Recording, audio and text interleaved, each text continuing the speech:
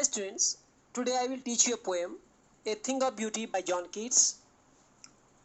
John Keats was one of the main figures of the second generation of romantic poets, along with Lord Byron and P.V. Shelley. The poetry of Keats is characterized by sensual imagery, most notably in the series of odes.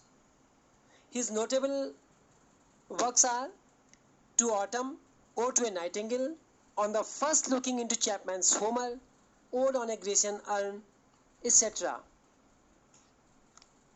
The poem A Thing of Beauty is based on the Greek myth of Endymion, the shepherd who falls in love with the moon goddess, Selene, whom the poet renames Cynthia. This extract, A Thing of Beauty, talks of how beautiful things give us pleasure and alleviate suffering and sorrow. The epic poem Endymion begins famously with the line, A thing of beauty is a joy forever. Now let us start. First I am reciting a few lines, then I will explain them one by one. A thing of beauty is a joy forever. Its loveliness increases. It will never pass into nothingness, but will keep a bower quiet for us, and a sleep full of sweet dreams, and health, and quiet breathing. Therefore, on every morrow, are we wreathing a flowery band to bind us to the earth, spite of despondence, of the inhuman dearth of noble natures, of the gloomy days, of all the unhealthy and over-darkened ways made for our searching. Yes, in spite of all, some shape of beauty moves away the pall from our dark spirits. First line, opening line of the poem, A thing of beauty is a joy forever, means a thing of beauty, a beautiful thing, gives us joy forever, means perpetual joy, eternal happiness. It gives us permanent pleasure, long-lasting joy. So when we talk about a thing of beauty, it is not only physical beauty, it is the beauty in our action, in our speech, any beautiful thing, any beautiful object, our beautiful deeds, anything which gives us pleasure, the thing which remains in our memory permanently and which gives us eternal pleasure, eternal happiness. Its loveliness increases, means whenever we remember any beautiful action, any beautiful speech, any beautiful thing, it gives us more pleasure. Its loveliness increases with the passing of time. It never fades away from our mind. It inspires us all the time. It will never pass into nothingness. What does it mean? It means its value will never decrease. It will inspire us. It will give us more pleasure with the passing of time, and it will never lose its importance, but will keep a bower quiet for us, and sleep full of sweet dreams, and health, and quiet breathing. Now the poet wants to suggest us that a thing of beauty is like a bower. The poet creates imagery here. A bower means a shady place under the tree. Like a bower gives eternal pleasure to a tired traveler in the shade, in the same way a thing of beauty gives us a lot of happiness and a sleep full of sweet dreams. A thing of beauty is like that. We always want to have sweet dreams. We don't like nightmares. We don't like bad dreams. We want sweet dreams. And when we wake up, we remember these dreams and we become very happy. And sometimes they become the part of our memory, and whenever we are in sad mood, when we remember them, they cheer us. And health, we can enjoy the life only when we have good health. It is a thing of beauty. And quiet breathing, when we are living in peace. Peace is a thing of beauty. We live peacefully.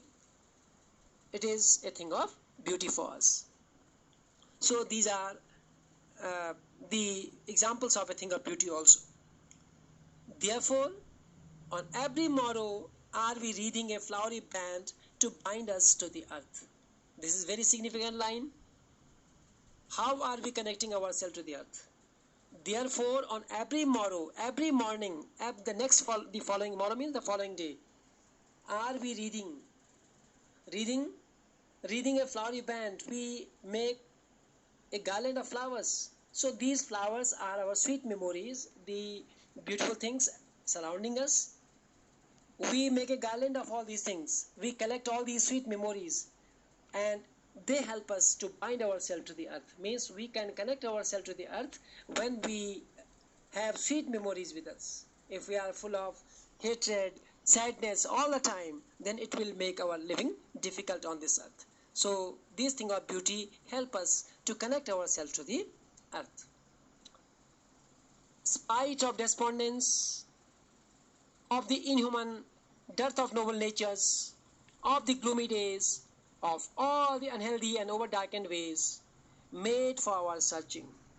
The poet says that when we look all around us, in our surroundings, we find that there is spite of despondence, there is disappointments, there is hatred of failures, there is people are very sad, very disappointed, of the inhuman dearth of noble natures, means there is lack of good people in our surroundings, of the gloomy days, sad days, bad days.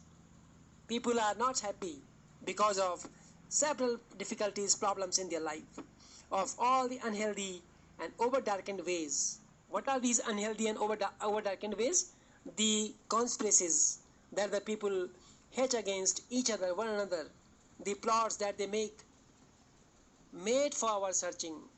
What does poet want to say to us? That when we look in our surroundings, we find a lot of unhappiness, a lot of hatred, and evils surround us. Yes, in spite of all, although these things are there, understand this phrase? Yes, in spite of all these evil things. In spite of all means, in spite of despondence, dearth of noble natures, gloomy days, unhealthy and over-darkened ways, all these are evil things. In spite of all these things, some shape of beauty moves away the pall from our dark spirits. There is something on this earth. There is beautiful thing. There are so many beautiful things which move away the pall from our dark spirits, which move away, which encourage us to live on this earth. They give us strength to live, and they encourage us to live on this earth. So a thing of beauty is a joy for ever. Now I will talk about the literary devices used in these lines.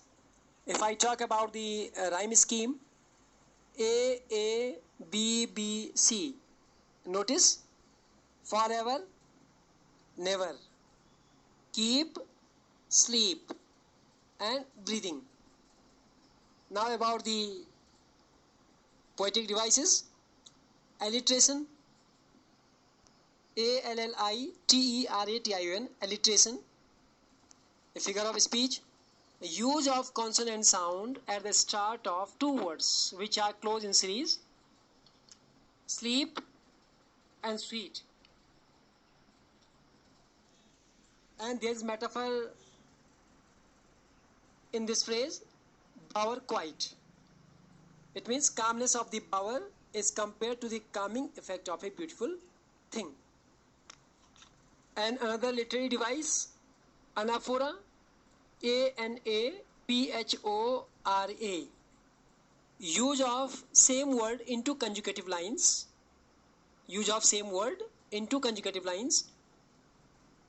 See here, of noble natures and of all the unhealthy. So use of in the conjugative lines.